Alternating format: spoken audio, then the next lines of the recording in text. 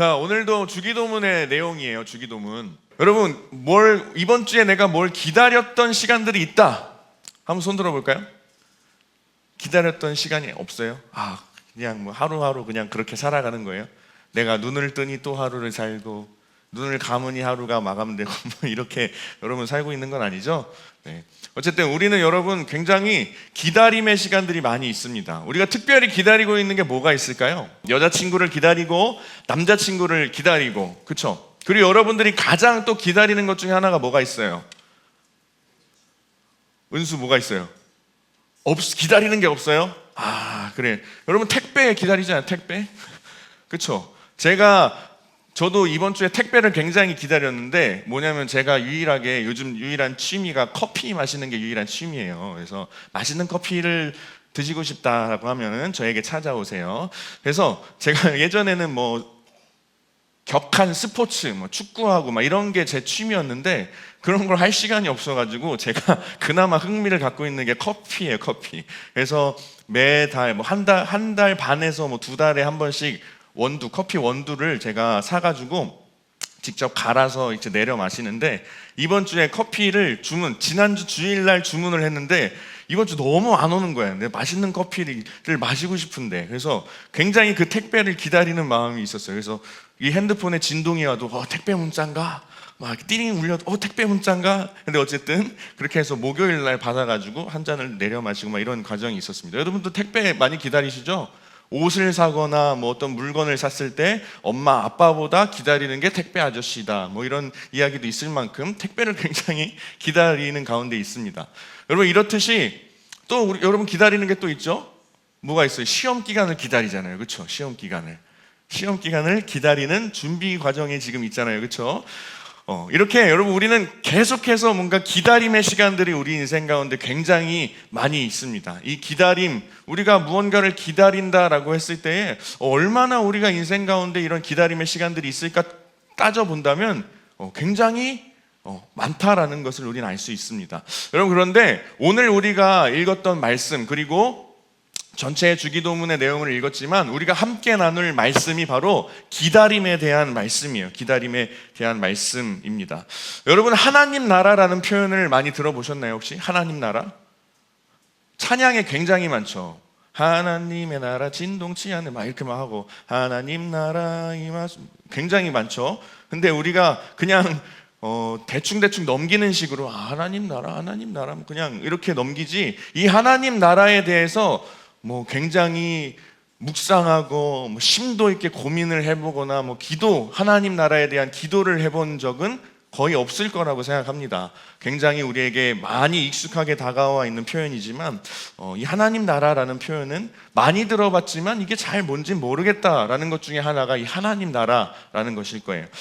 여러분 예수님께서요 이 땅에 오셔서 이제 본격적으로 예수님의 사역을 시작하실 때 하신 말씀 중에 한 표현이 바로 하나님 나라입니다. 그래서 이 말씀 제가 한번 읽어드릴게요. 쭉 하나님의 복음을 전파하여 이르시되 때가 찼고 하나님의 나라가 가까이 왔으니 회개하고 복음을 믿으라. 예수님께서 이 땅에 오셔서 이제 사역을 시작하실 때 첫 번째로 하셨던 말씀이 바로 이 하나님 나라에 대한 말씀이었다라는 거예요. 중요할까요? 안 중요할까요? 여러분 중요해서 처음으로 말씀하셨을까요? 안 중요하니까 그냥 처음에 던져놓고 마셨을까요? 이 예수님의 사역에 있어서 하나님 나라라는 것은 굉장히 중요한 것이기 때문에 예수님이 이 자신의 사역에 있어서 굉장히 중심을 갖고 사역을 하셨던 것 중에 하나가 하나님 나라가 예수님 사역의 전부였습니다. 그래서 예수님께서 사역을 시작하실 때에 이 하나님 나라에 대해서 선포하시고 말씀하셨어요. 가장 강조하고 싶으셨던 것 중에 하나가 하나님 나라였다. 그러니 하나님 나라가 중요하다 안 중요하다? 여러분 중요하다 안 중요하다? 굉장히 중요하다. 이 하나님 나라라는 게 굉장히 중요하다라는 거예요. 여러분 우리가 오늘 나눌 말씀에 보면은 나라가 임하시오며 라고 말씀하고 있어요. 나라가 임하시오며, 이 나라 하나님 나라를 의미합니다. 나라가 임하시오며, 이거를 영어로 보면 Your kingdom come 이라고 이야기하고 있어요. 좀 발음이 좀 미국 발음 같죠? Your kingdom come. 네, 굉장히 콩글리시. 네, 전 고향이 강원도이기 때문에 영어를 잘 못해요. 네, 어쨌든 Your kingdom come이라고 했어요. 하나님 나라를 어떤 단어로 표현하고 있죠? 여러분? 뭐요? 킹덤이라고 표현하고 있어요. 킹덤. 뭐 드라마 그런 거 좀비 이런 거 떠올리면 안 돼. 킹덤이라고 표현하고 있어요. 여러분 킹덤이 뭐예요? 킹덤이 뭡니까? 킹덤이 뭐예요? 킹덤은요, 왕이 다스리는 나라를 킹덤이라고 합니다. 왕이 다스리는 나라. 그러니까 하나님의 나라, 이 나라가 임하시오며 라는 표현을 Your kingdom come 이라고 표현했으니, 이 하나님의 나라를 킹덤이라고 표현했으니, 이 하나님의 나라는 왕이 통치하는 나라, 그러니까 왕이 있고 백성이 있는 나라라는 것을 우리는 알 수 있어야 합니다. 그렇다면 하나님 나라의 왕은 누구실까요, 여러분? 왕이 있어야 될 거 아니에요. 킹덤, 왕이 다스리는 나라라고 했는데, 그러면 이 왕이 누구실까? 여러분, 하나님 나라의 왕은 예수님이십니다. 하나님 나라의 왕은 예수 그리스도이십니다. 하나님께서 예수님을 이 땅 가운데로 보내실 때에 하신 말씀이 있는데, 이 말씀이에요. 쭉 보라, 내가 잉태하여 아들을 낳으리니 그 이름을 예수라 하라. 하나님께서 예수님을 보내주실 때 쭉 가고, 주 하나님께서 그 조상 다윗의 왕위를 그에게 주시리니, 그러니까 하나님께서 예수님을 이 땅 가운데로 보내셨는데, 보내실 때에 예수님을 왕으로 보내셨다라는 거예요. 왕으로. 하나님 나라의 왕, 하나님 나라의 통치하시는 왕으로 하나님께서 예수님을 이 땅 가운데 보내셨다라는 거예요. 여러분, 예수님께서 하나님 나라의 왕이십니다. 여러분 기억하십시오. 그리고 우리는 그 하나님 나라에서 왕, 이 예수 그리스도 왕과 함께 살아가는 하나님 나라의 백성입니다. 여러분 믿으십니까? 여러분 예수님께서 우리의 왕이신 것을 여러분 믿으십니까? 믿으신다면 아멘 하시기 바랍니다.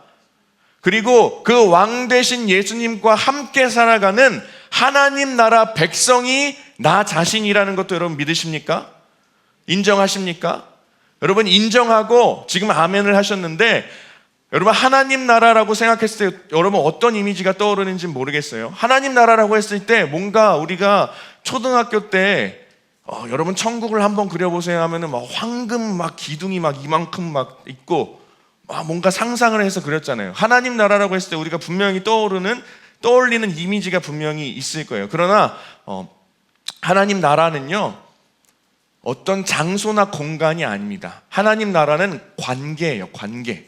좀 어려울 수 있겠지만 하나님 나라는 관계입니다. 그래서 제가 지금 왜 물어봤냐면요, 하나님 나라의 왕이 예수 그리스도인 것을 믿습니까? 라고 했어요. 여러분 아멘이라고 했죠. 여러분 그걸 믿으시기 바랍니다. 그리고 그 왕 되신 그 예수 그리스도와 함께 살아가는, 하나님 나라에서 함께 살아가는 백성이 나 자신입니다 라는 것을 아멘으로 인정하고 고백할 때에 여러분은 이미 하나님 나라를 살고 있는 거예요. 하나님 나라에서 살아가고 있다라는 거예요. 하나님 나라가 어떤 특정한 장소나 공간이 아니고 관계이기 때문에 예수 그리스도가 나의 왕이시고 나는 예수 그리스도의 통치받는 백성입니다라는 그 고백이 여러분들 삶 가운데 이루어질 때에 이미 우리는 하나님의 나라에서 살고 있을 수 있다라는 거예요. 여러분 날마다 그 고백이 여러분들의 삶 가운데 이루어지기를 축복합니다. 할렐루야. 늘 날마다 예수 그리스도는 나의 왕이십니다. 나는 예수 그리스도의 통치를 받는 백성입니다. 여러분 이 고백이 이루어질 때에 이미 여러분들은 하나님 나라에서 살아가고 있는 하나님의 자녀라는 거예요. 그 고백이 날마다 있으면 좋겠습니다. 다시 말하자면 하나님 나라라고 했을 때 하나님 나라는 저기 어디 멀리 있는 공간, 저기 어디 우리가 죽고 나서 갈 수 있는 천국과 같은 그런 곳으로 생각할 수 있습니다. 이게 완전 틀린 말은 아니죠, 사실은. 왜냐하면 우리가 이 땅에서 이 육체의 그 인생을 다 살고 죽고 나서 그 이후에는 이제 하나님 곁으로 가게 되어 있어요, 믿는 자들은.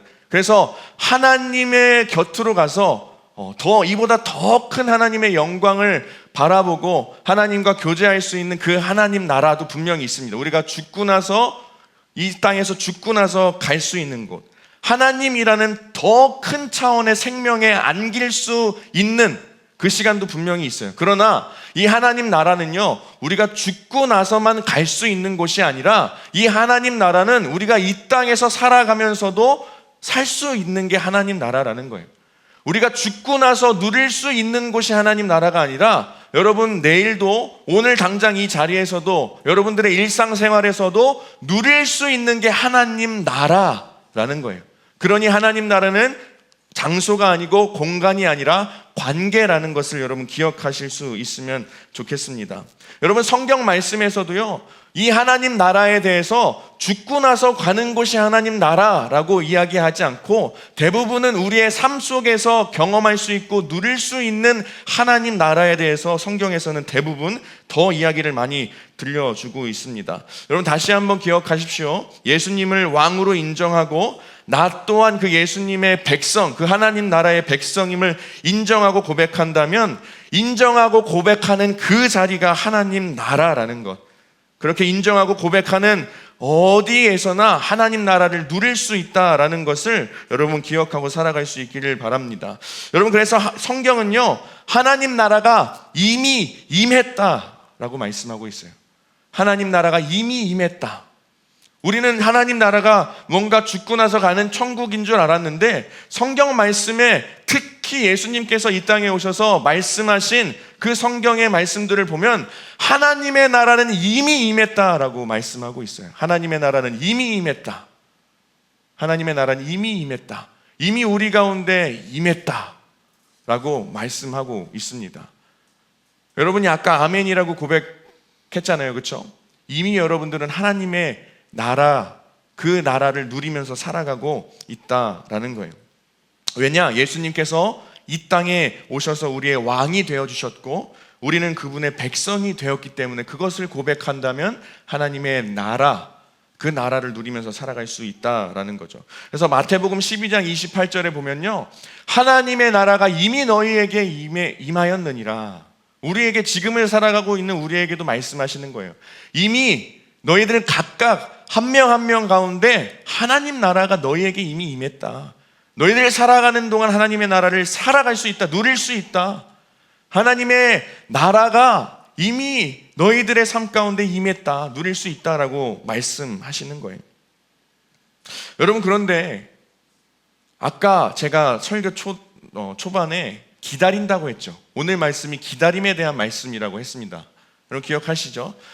그렇다면 이 질문이 있을 수가 있어요.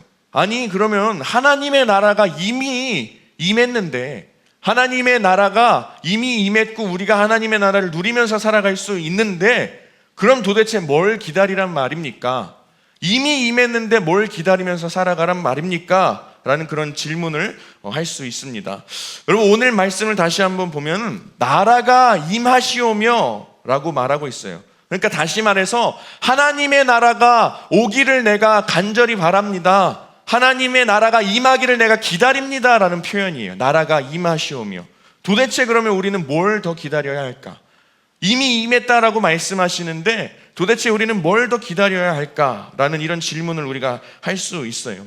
예수님께서 우리의 왕이시고 우리는 그분의 백성이라면 또 이런 질문을 할 수 있겠죠. 이미 하나님의 나라, 완전한 그 하나님의 나라가 임했다면, 하나님의 나라를 누리면서 살아갈 수 있다면 이렇게 질문할 수 있어요. 하나님, 하나님의 나라가 임했다라고 말씀하셨는데, 이미 너희가 누리면서 살아갈 수 있다라고 말씀하셨는데, 그리고 내가 예수님을 왕이라 고백하고 내가 백성인 것을 인정하고 고백한다면 하나님의 나라로 살아갈 수 있다라고 말씀하셨는데, 하나님 그런데 왜 도대체 우리 가운데는 왜 이렇게 많은 고통이 있습니까?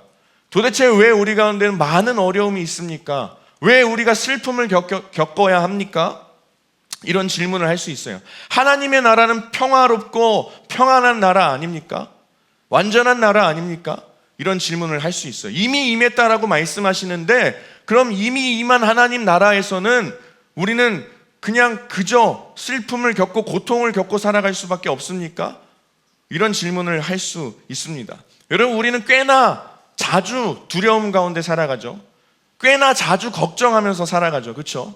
걱정과 근심과 고통과 두려움, 낙심, 어떻게 보면 행복하고 기쁜 것을 누리는 시간보다 어렵고 힘든 시기를 살아내는, 어떻게 보면 버텨내는 시간들, 물론 그런 시간들이 더 크게 다가와서 우리의 그 머릿속에 더 기억되기도 하지만 따지고 보면 굉장히, 특히 여러분 고등학교 시절에 왜 이렇게 힘든지, 왜 이렇게 어려운지, 왜 이렇게 풀리는 건 없는지, 슬픔, 실패감, 좌절, 왜 이런 마음들이 여러분들 누려지냐라는 거예요. 하나님 나라가 임했다면 왜 이렇게 우리 가운데 걱정이 많이 있냐라는 거예요.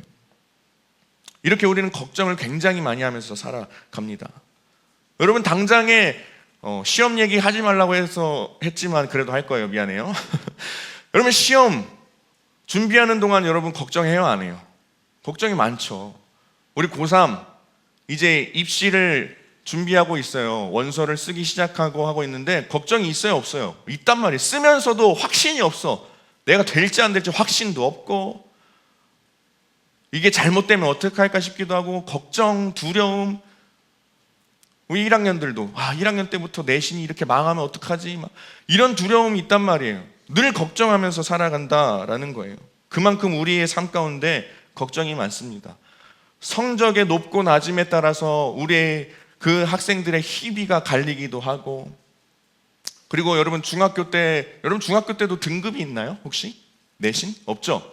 중학교 때는 그냥 조금만 공부하면 성적 잘 나오고, 조금만 공부하면 야 공부 잘한다는 소리 들었는데, 고등학교 올라오니까 등급은 소나 돼지한테나 매기는 줄 알았는데 나한테까지 막 매겨지면서 이 등급에 따라서 슬프고 기쁘고 그 차이가 나타난단 말이에요. 8등급, 9등급 맞은 학생들이 1등급 맞고 2등급 맞은 학생들을 보면서 이미 그때부터 속으면서 살아갑니다. 난 8등급, 9등급이니까 지금 1등급 맞고 2등급 맞는 저 친구의 인생이 나보다 훨씬 훌륭할 거야. 나는 저 애들보다는 훌륭하지 못한 삶을 살아갈 수밖에 없을 거야. 이런 마음도 이 등급에 따라서, 성적에 따라서, 환경에 따라서, 상황에 따라서 우등하고 열등함의 기준이 그게 되어서 우리를 자꾸 막 속이면서 살아가는 그 세상에서 우리는 살아가고 있다라는 거예요. 걱정이 훨씬 더 많다라는 거죠. 여러분 인스타그램 자주 하죠. 카톡보다 DM을 여러분들 더 많이 하는데 인스타 보면 어때요? 보면은 막 못생긴 사람이 없는 것 같아. 인스타에는 다 예쁘고 멋있고 막 몸매도 좋고 잘 사는 사람, 뭐 어디 막 의리의리한 뭐 집 막 자랑하는 그런 사진들, 그걸 보면 우리는 좌절할 수밖에 없죠. 그렇죠? 와 부럽다. 난 저렇게 살 수 있을까? 난 저렇게 살 수 없을 거야. 내가 지금 공부 열심히 해서 저런 인생을 살 수 있을까? 물론 SNS라는 특성상 자랑하는 공간이기 때문에 우리가 그런 좌절감을 맛볼 수밖에 없는데, 늘 우리는 그런 좌절과 걱정과 불안 가운데 살아간다는 거예요. 인스타를 보면 다 잘생긴 사람인데 거울을 보면은 웬 개성 있는 사람 한 명이 딱 앞에 서 있고, 이런 좌절감. 이렇단 말이에요. 우리는 늘 비교와 그리고 뭐 어떤 수준의 차이에 따라서 열등 의식을 갖기도 하고 걱정도 한다라는 거예요. 여러분 제가 지금은 아니지만 저는 학교를 신학대학교 신학과를 갔잖아요. 그래서 그때도 제가 뭐 여러 가지 재수 삼수하는 과정을 들려드렸는데, 어쨌든 하나님의 뜻을 다시 한번 발견하고 순종하는 마음으로 하나님의 종이 되겠습니다, 앞으로 사역하는 사람이 되겠습니다라는 마음을 순종하고 신학교에 입학했어요. 그래서 신학과 4년을 다녔는데, 참 희한하게도 이제 신학과를 졸업하고 신학대학원을 가야 이제 목사가 될 수 있고 뭐 이런 과정들이 있거든요. 그래서 학부 4년을 졸업하고 이제 신학대학원의 지원서를 쓰는 시점이 되었어요. 근데 사실은 세상적으로 따지면 이 사역하는 길이 쉽진 않아요. 세상적으로 따지면. 왜냐하면 돈을 많이 벌 수 있는 직업도 아니고, 뭐 요즘은 특히나 기독교에 대한 인식도 안 좋기 때문에 뭔가 지위와 뭐 이런 명예와 이런 걸 바랄 수도 없는 자리예요. 그래서 제 동기들이 85명의 신학생들이 입학했는데 대학원 가는 인원들은 30명도 안 됐어요. 그러니까 그동안 다 현실의 이 벽을 느끼고 다른 길로 다 돌아간 거예요. 뭐 사회복지를 하든지, 뭐 다른 교육학 공부를 해서 다른 길로 나아가든지, 아니면은 그냥 학교 교직원으로 일하든지, 뭐 여러 영역의 길로 다 뿔뿔이 흩어졌어요. 지금 그래서 제 동기들, 사역 현장에 남은 동기들 한 20명밖에 안 돼요. 85명으로 입학했는데 어쨌든 그런 상황이 있었어요. 근데 저도 흔들리더라고요. 분명히 하나님의 소명을 받고 하나님께 순종하겠습니다라고 딱 신학교를 갔는데 이제 대학원에 갈 시기가 되니까 마지막으로 이때 아니면 내가 도망갈 일이 없을 것 같은 거야, 이제는. 다른 걸 할 기회가 없을 것 같은 거죠. 참 인간이 참 그렇죠. 간사하죠. 그래가지고 고민이 막 시작되는데 이 고민을 더 막 이 불태워준 사건이 있었어요. 제가 예전에 이야기했었죠. 저는 명절 때마다 고등학교 친구들을 만나요. 가서 같이 축구를 하고 운동하고 밥을 먹는데 이제 제가 나온 학교가 어쨌든 아이들이 공부를 잘하는 학교였으니까 굉장히 이 직업을 좋은 직업군을 가진 학생들이 가진 친구들이 많이 있거든요. 근데 그 친구들을 보는데 이미 뭐 차도 있고 뭐 연봉 얘기하고 막 직업 얘기하고 해요. 하는데 약간 현타가 오는 거야, 현타가. 야, 나랑 저렇게 맨날 밥 먹고 같이 운동하고 같이 공부했던 애들인데, 야, 그러니까 세상적인 기준으로 저도 봤던 거죠. 야, 나는 지금 뭐 하고 있나? 난 차도 없고 집도 없고 뭐 그 당시에 집도 없고 차도 없고 지금도 없어요. 없긴 한데 어쨌든 그 친구들은 돈도 잘 벌고 뭐 좋은 옷도 입고 다니고 차도 몰고 다니고 막 이런 걸 보는데 갑자기 현타가 세게 오는 거야. 나 지금 뭐 하고 있지? 야, 같은 학교에서 같은 교실에서 같이 같은 시간을 공부하고 나보다 공부 못하는 애들도 있었고 하는데 그 차이를 세상적인 기준으로 바라보다 보니까 갑자기 우울해지는 거예요, 진짜로. 갑자기 우울해지고 갑자기 좌절감이 생기고 갑자기 막 걱정 근심이 생겨요. 야, 쟤네들은 저렇게 사는데 나는 앞으로 어떻게 살 수 있을까? 이런 생각, 저도 이런 걸 경험해 봤습니다. 여러분들도 아마 지금 여러 가지 상황 속에서 비슷한 감정을 경험할 거라고 생각합니다. 물론 지금은 다시 하나님 주신 마음으로 굳건하게, 뭐 여러분들 보면 저는 행복해요. 설교를 길게 한다고 하지만 저는 이 자리가 너무 행복하고 여러분들 만나는 게 행복하고 우리 준서를 만나는 것도 행복하고 한 사람 한 사람 만나는 것도 행복해요. 만나서 이야기 나누고 여러분들의 삶을 나누고 또 도와줄 수 있는 것들을 도와주고 하는 게 정말 행복합니다. 그래서 진짜 자족이라는 게 뭔지 배워가는 과정 가운데 저도 있는 것 같아요. 그냥 하나님 한 분만으로 행복한 그 삶을 어쨌든 배워가고 있는데, 어쨌든 우리는 이렇게 현타를 세게 맞고 좌절하고 걱정하는 마음들이 우리의 삶 가운데 굉장히 많이 있다라는 거예요. 여러분, 질문은 다시 할 수 있죠. 아니, 예수님께서 우리의 왕이 되어주셨는데, 그리고 그의 백성인 우리 한 사람 한 사람인데, 하나님 왜 우리 삶에는 여전히 슬픔과 아픔과 고통이 있습니까? 라는 질문을 우리는 할 수 있어요. 여러분, 우리가 이 세상을 바라보면 이 세상은요, 선과 악이 딱 등을 맞대고 있는 세상을 우리는 살아가고 있습니다. 착한 사람도 있고 나쁜 사람도 있고, 그렇죠? 가난한 사람이 있으면 그 반면 부유하게 살아가는 사람들도 있습니다. 여러분, 그래서요, 분명 동일하게 하늘에서 내리쬐는 햇빛은 동일하게 주어지는데 그 햇빛을 받아들이는 사람들의 환경은 너무나도 다르다라는 것을 알 수 있어요.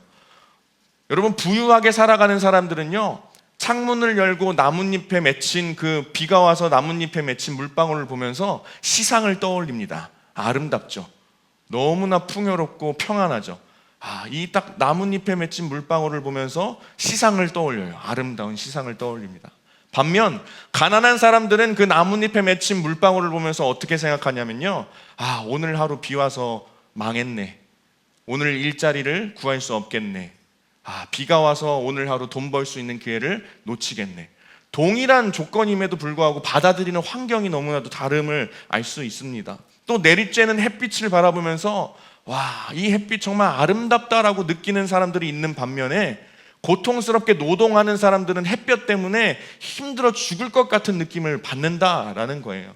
여러분, 이렇듯 동일한 조건 하에 다른 환경을 살아가고 있는 사람들이 이 세상에 굉장히 많이 있고, 그렇기 때문에 걱정과 근심과 두려움과 고통과 상처가 우리 삶에 도사리고 있다라는 거예요.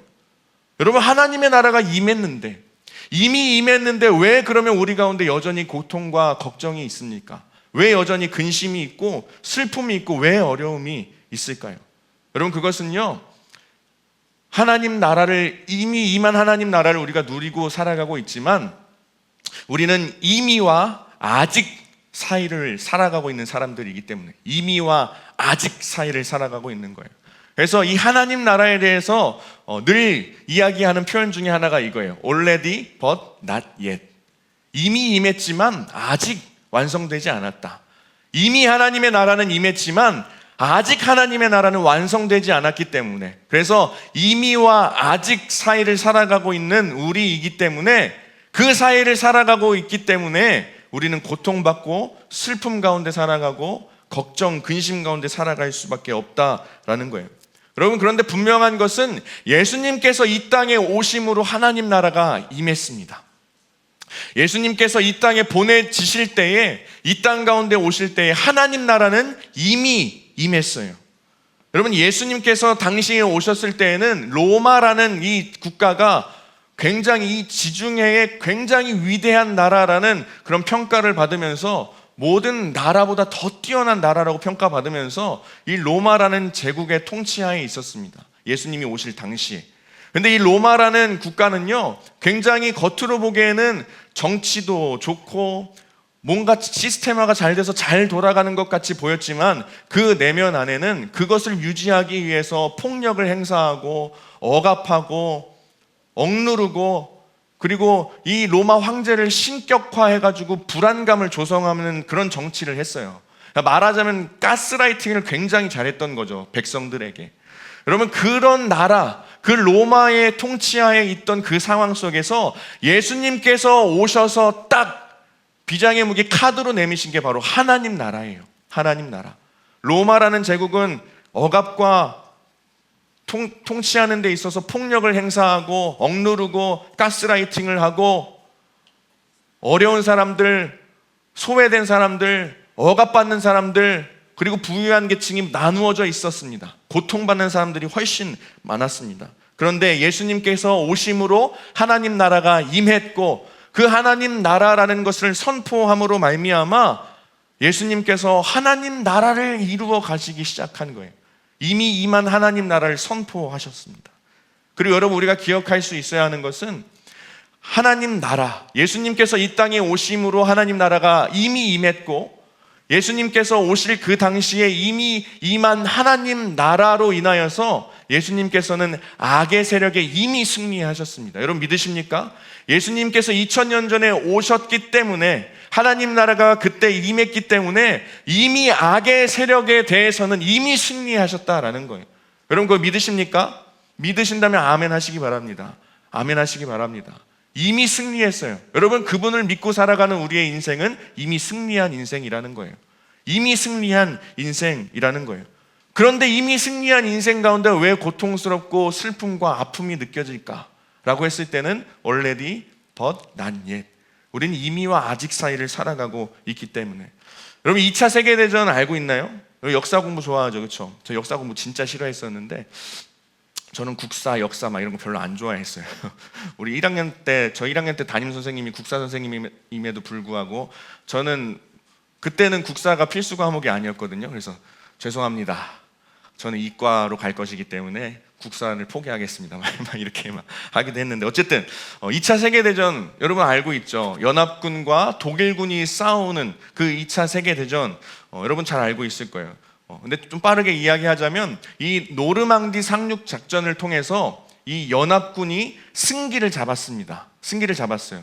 그러니까 노르망디 상륙 작전이 성공함으로 인해서, 이 전쟁의 승리는 연합군이 승리했다라는, 연합군이 승리를 했다라는 것이 딱 정해진 날이 바로 1944년 6월 6일이에요. 그 날이. 여러분, 그래서 그 날을 이후 이제 후대 사람들이 D-Day라고 했습니다. D-Day, 디시전, 결정되었다라는 D-Day라고 평가를 했어요.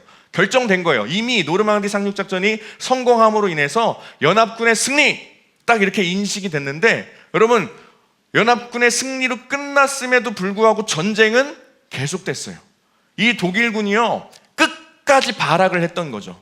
전쟁이 이미 끝났다라는 평가를 얻었음에도 불구하고 이미 상황적으로는, 환경적으로는 독일군이 패배한 거예요. 그래서 6월 6일 D-Day가 정해졌음에도 불구하고 이 독일군이 끝까지 발악을 한 거예요. 끝까지 발악하면서 계속해서 전쟁을 미루고 이어나가고 끝내지 않았던 거죠.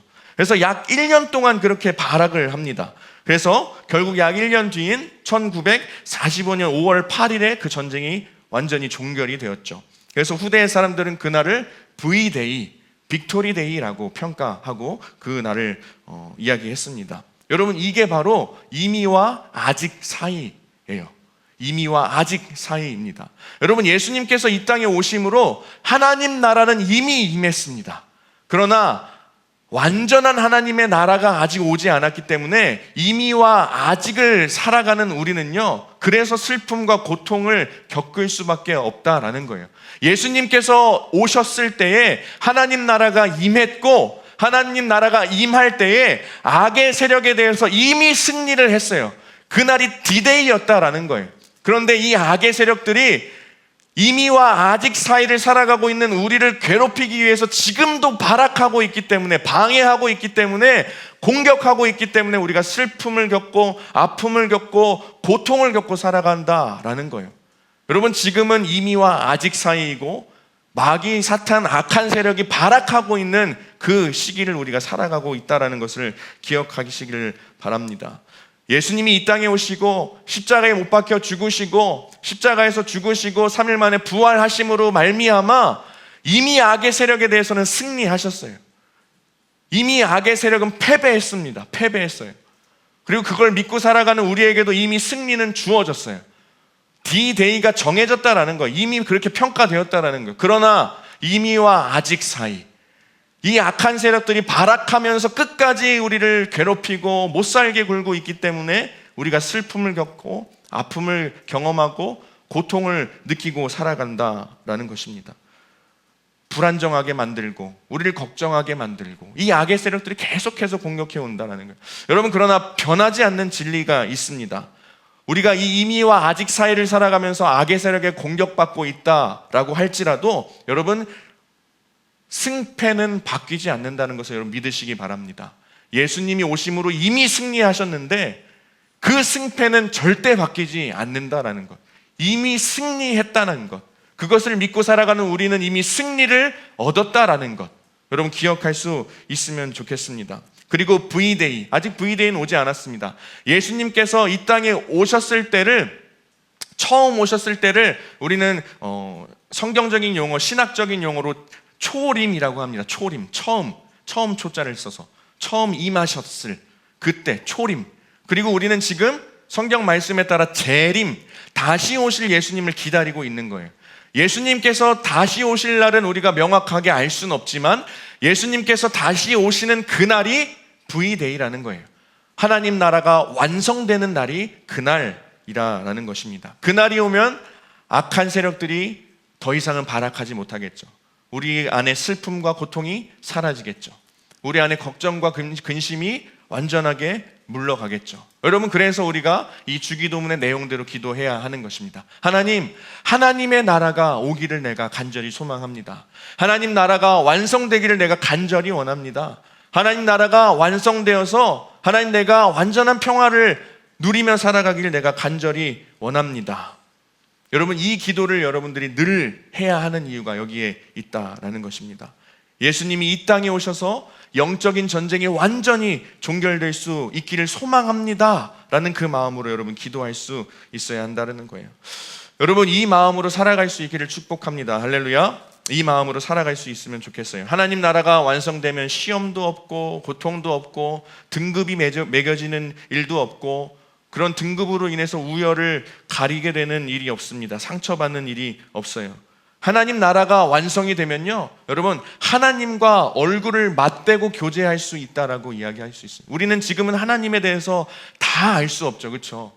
이 위대하신 하나님에 대해서 다 알 수 없으나 하나님 나라가 완성이 되면 이제는 믿음도 믿음이지만 실제로 그 하나님, 완전하신 하나님을 맞대고 볼 수 있다라는 거예요. 우리는 지금 완전하신 하나님을 다 알 수 없기 때문에 믿음의 영역으로 하나님을 볼 수밖에 없는데, 하나님 나라가 완성이 된다면 지금 제가 유찬이의 얼굴을 맞대고 교제할 수 있는 것처럼 하나님과 얼굴을 맞대고 교제하는 것처럼 하나님을 다 알 수 있다라고 말씀하고 있어요.